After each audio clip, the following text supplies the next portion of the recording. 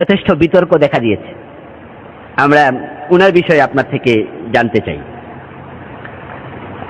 আসলে ডক্টর জাকির নায়েক, আল্লাহ তাআলা তাকে হেফাজত করুক, আল্লাহ তাআলা তার যোগ্যতা আরো বাড়িয়ে দিক, আল্লাহ দ্বীনের খেদমতের জন্য তাকে কবুল করুক। উনার সাথে আমার পার্সোনাল কোনো রিলেশন নেই, ব্যক্তিগত কোনো সম্পর্ক নেই। তার দেশ আমার দেশ ভিন্ন, তার ভাষাও ভিন্ন, আমার ভাষাও ভিন্ন। তিনি বাংলা ভাষী নন, তার সাথে আমার কোনোদিন কথাও হয় নাই, যোগাযোগ নেই। যদি আমি তাকে ভালোবাসি তাহলে আল্লাহ দ্বীনের জন্য ভালোবাসবো, যদি তাকে আমি ঘৃণা করি, অপছন্দ করি, সেটাও আল্লাহ দ্বীনের জন্য করব। আল হুব্বু ফিল্লাহ ওয়াল বুগযু ফিল্লাহ। কাউকে আমি ভালোবাসবো আল্লাহর সন্তুষ্টির জন্য, আবার কারো প্রতি আমার অপছন্দ থাকবে, সেটাও আল্লাহর সন্তুষ্টির জন্য। তো ডক্টর জাকির নায়েকের ব্যাপারে আমি যতটুকু জানি, বর্তমান বিশ্বে তিনি একজন ইসলামের দায়ী, তবে মানুষ ভুলের ঊর্ধ্বে নয়। তার প্রত্যেকটি কথাই ঠিক, এটা কিন্তু আমি বলি না, তারও ভুল হতে পারে, কিন্তু এখন তার ভুলের পরিমাণ কত সেটা দেখে আমি তাকে গ্রহণ করব বা প্রত্যাখ্যান করব। যদি আমি কোনো আলেমকে, কোনো বক্তাকে, কোনো একজন দায়ীকে দেখি তার বক্তব্যের শতকরা 98 বা 99% ঠিক, 2-1% ভুল, তাহলে তাকে আমি গ্রহণ করব, তাকে আমি ধন্যবাদ জানাবো, সাধুবাদ জানাবো, তার জন্য দোয়া করব। আর তার যেটুকু ভুল, ওই ভুলটুকু আমি পরিত্যাগ করব। আর কোন বক্তার আলোচনায় যদি দেখি শতকরা 20% ভুল, 30% ভুল, অর্থাৎ তিনি 80% ভুল ঠিক বলেন, 20% ভুল বলেন, আমি তাহলে একজন দায়ীকে এটা গ্রহণ করব না। কারণ দায়ী হওয়ার জন্য আগে তাকে ইসলামের সহিহ সমঝ নিতে হবে।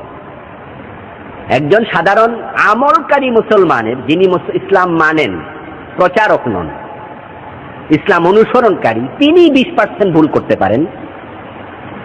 তার 80% ঠিক আছে, 20% ভুল আছে, আল্লাহ তাকে মাফ করুক, দোয়া করি, যদিও তারও ঠিক হওয়া উচিত। কিন্তু আমলকারীর জন্য এটা যদি কোনোভাবে মেনে নেওয়াও যায়, প্রচারকারীর জন্য 20% ভুল মানা যায় না। তার জন্য 2-1% ভুল ক্ষমা করা যায়, কারণ আমরা 100% ভুলের ঊর্ধ্বে উঠতে পারবো না।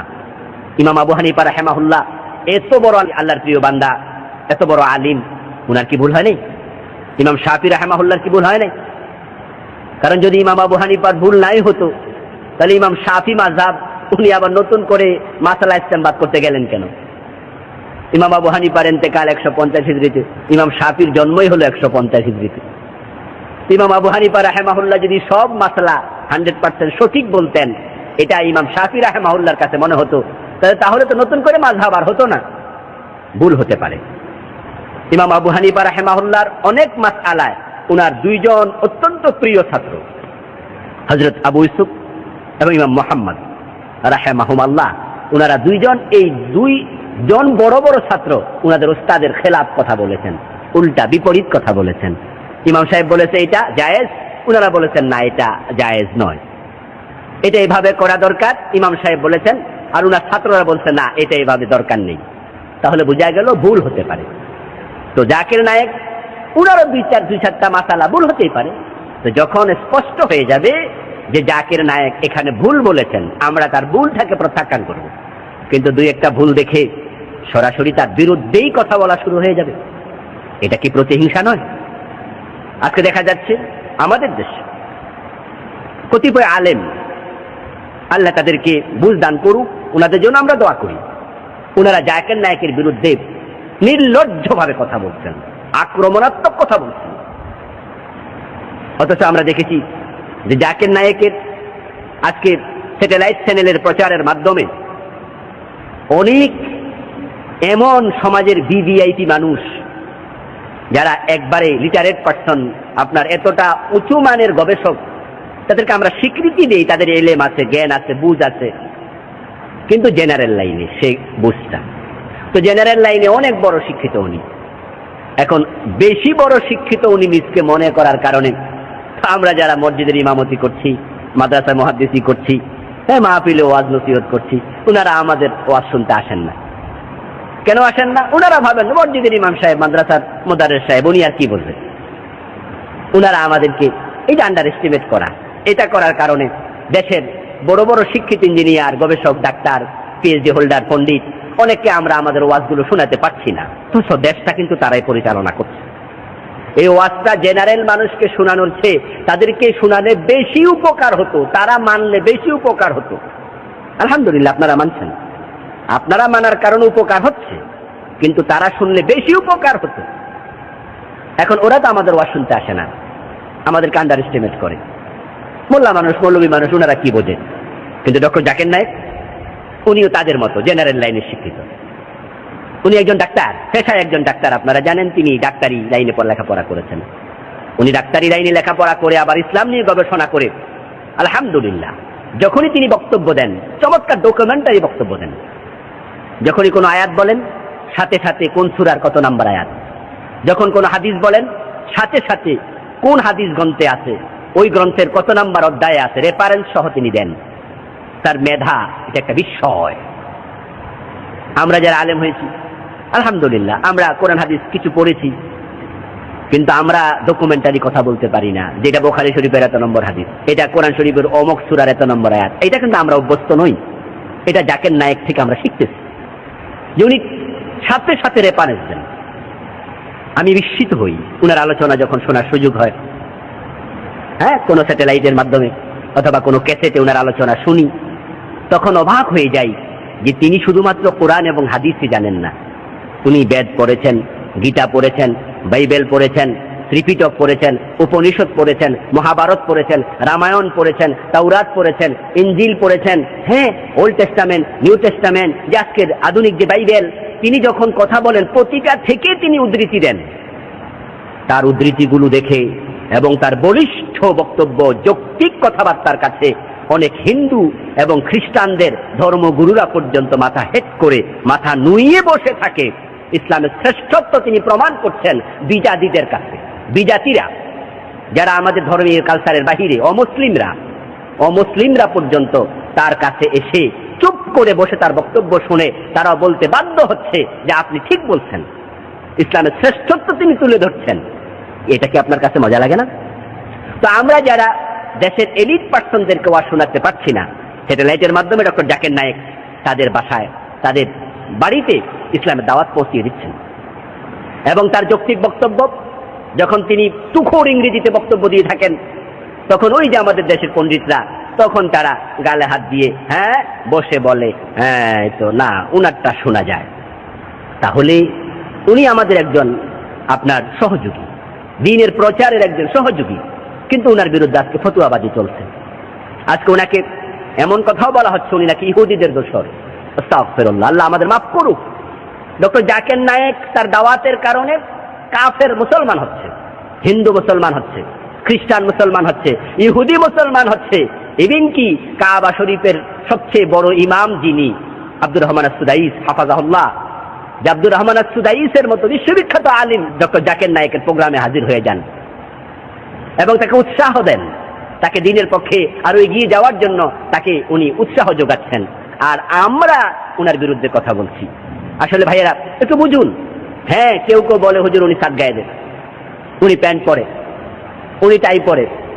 আরে ভাই, তাহলে আপনি উনার প্যান্ট, টাই, শার্ট, আমি সে বিতর্কে যাচ্ছি না শার্ট পরা জায়েজ কি জায়েজ না, বরং আমি বলতে চাই যদি আপনি উনার শার্ট আর প্যান্টে দোষ পান তো ফতুয়ার দোষ ধরছেন কেন? প্যান্টে দোষ ধরেন, আপনি শার্টের দোষের কথা বলুন। জাকির নায়েক তো মঙ্গল গ্রহে থাকেন না, উনি তো পৃথিবীর মাটিতে আছেন নাকি, ভারতে থাকেন, কাছের দেশ আমাদের। উনি আপনি ইচ্ছা করলে তার কাছে যেতে পারেন, ইচ্ছা করলে তাকে টেলিফোন করতে পারেন, মোবাইলে যোগাযোগ করা যায়, তাকে চিঠি লেখা যায়। যদি আপনি সত্যিকার অর্থে তাকে ভালোবাসেন, তার কল্যাণ চান, তাহলে উচিত হচ্ছে তাকে সংশোধন করার জন্য আপনি ফোন করা। আপনি তার কাছে যাওয়া, যে 5 জন আলেম মিলে ভারত যাওয়ার জন্য ভিসা লাগান, ওখানে তার কাছে গিয়ে বলেন যে ভাইজান আপনার আলোচনা ইসলামের উপকার হচ্ছে, আলহামদুলিল্লাহ আপনি ভালো বলছেন, তবে এই মাসালাগুলো আপনি ভুল বলছেন। তাকে আপনি দলিল দিয়ে যদি তাকে বুঝাতে চেষ্টা করেন, তিনি যদি আপনার বুঝ না মানে, তাহলে তো আপনার দায়িত্ব শেষ। তারপরে তখন আপনি বলতে পারেন যে জাকির নায়েকের এই মাসলাগুলো আমরা ওনাকে বুঝাতে চেষ্টা করেছি, উনি বুঝতে চান না। কিন্তু আপনি তাকে বুঝাতেও গেলেন না, তাকে মোবাইলও জানালেন না, সংশোধনের চেষ্টা করলেন না, তার বিরুদ্ধে মাঠে ময়দানে বক্তৃতা দিচ্ছেন, তার বিরুদ্ধে আপনি ফতোয়া দিচ্ছেন, তিনি ইসলাম থেকে খারিজ হয়ে গেছেন। বিস্ময়কর বিষয়, এগুলো প্রতিহিংসা। এখান থেকে আমাদের ফিরে আসা উচিত। যেখানে আজকে মুসলমানদেরকে অনেক ভাগে ভাগ করার জন্য কাফেররা ষড়যন্ত্র করছে, আল্লাহ তাআলা বলছেন উল্টাটা, ওয়াতাসিমু বিহাবলিল্লাহি জামিআন ওয়া লা তাফাররাকু, যে তোমরা আল্লাহ তাআলার বিধানকে ঐক্যবদ্ধভাবে আঁকড়িয়ে ধরো। আল্লাহ বলছে এক হও, কাফেররা বলছে বিচ্ছিন্ন করো। এখন আপনিও যখন আলেমদের মাঝে দ্বিধা বিভক্তি তৈরি করবেন, তাহলে তো আপনার কাজটা কাদের কাজ হয়ে যাচ্ছে, এটা আপনাকে বুঝতে হবে। তাই মুসলমানদের মাঝে একতা তৈরি করুন, দ্বিধা বিভক্তি তৈরি করা দরকার নেই। ভুল যদি হয় ভুলটাকে ভুল বলুন, বাকিটুকু সাধুবাদ জানান, ধন্যবাদ জানান। আপনি বড় জামা গায়ে দিয়ে বড় আলেম হয়ে যাবেন, আরেকজন শার্ট গায়ে দিয়ে তার এলেম হবে না, এটা তো নয়। এটা তো নয়। জামা কি আপনি খোলেন না? বাসায় গিয়ে তো আপনি আপনার গা থেকে আপনি জামা খুলে রাখছেন, তখন কি আপনার এলেমও চলে যাচ্ছে নাকি? উনি শার্ট গায়ে দিয়েছেন তাই বলে কি উনি কোরআন হাদিস শিখতে পারবেন না? এটা নয়। এতটা কনজারভেটিভ হওয়া, এতটা হীনমন্যতায় ভোগা দরকার নেই। এখানে আরেকটি বিষয় আমি যোগ করতে চাচ্ছি, সেটা হচ্ছে জাকির নায়েকের সাথে আমাদের কিছু কিছু মাসালায় অমিল আছে। আসলে অমিল থাকা তো অস্বাভাবিক নয়, অমিল তো অনেক আগ থেকেই ছিল। হানাফি মাযহাবের লোকেরা যেভাবে নামাজ পড়ছেন, শাফি মাযহাবের লোকদের সাথে সে নামাজ কি মিলছে নাকি সব জায়গায় 100%? না। আমরা হাত তুলছি কান পর্যন্ত, ওনারা হাত তুলছে কাঁধ পর্যন্ত। আমরা হাত বাঁধছি নাভির নিচে, ওনারা হাত বাঁধছেন বুকের উপরে। তাহলে একটু অমিল তো আগেও ছিল। ইমাম শাফি রাহিমাহুল্লাহর বক্তব্য ইমাম আবু হানিফা রাহিমাহুল্লাহর সাথে মিলে নাই, ইমাম শাফি তার ইমাম মালিকের সাথে মিলে নাই। এরকম অমিল তো নতুন না, কিছু কিছু মাসালায় অমিল থাকবেই। এই অমিলের কারণে আমরা কি কেউ ইমাম শাফিকে ফতুয়া দিয়ে ইসলাম থেকে খারিজ করে দিচ্ছি, বা ওনার বিরুদ্ধে আমরা ফতুয়াবাজি করছি? ইমাম মালিক রাহিমাহুল্লাহর বিরুদ্ধে আমরা কি কেউ ফতুয়া দিচ্ছি? না। তো জাকির নায়েক সাহেব উনিও হয়তো হানাফি মাযহাব অবলম্বন করেন না, উনিও হানাফি মাযহাবের লোক নয়। তো যার কারণে ওনার সাথেও আমাদের কিছু কিছু মাসালা দ্বিমত থাকবে, কিন্তু এই দ্বিমত দেখেই উনি আমাদের মাযহাবের আলোকে কেন কথাটা বললেন না, তাই আপনি ওনার বিরুদ্ধে কথা বলবেন, এটা কিন্তু হবে না। কারণ আপনি দেখবেন যে উনি যে কথাটা বলেছে সেটা হাদিস সম্মত কিনা। যদি সেটাও হাদিসে থাকে তাহলে আপনি ওই হাদিসকেও শ্রদ্ধা করতে হবে। কারণ যখন তিনি একটি হাদিস বলার কারণে ওই হাদিসটি আপনার মাযহাবে নাই বা মিলে নাই, তো না মিলার কারণে ওই হাদিসের আমল আপনার মাযহাবে না থাকার কারণে আপনি উনাকে যখন কোনো আঘাত করবেন, আলটিমেটলি তখন কিন্তু হাদিসটার উপরে আঘাতটা চলে যাবে।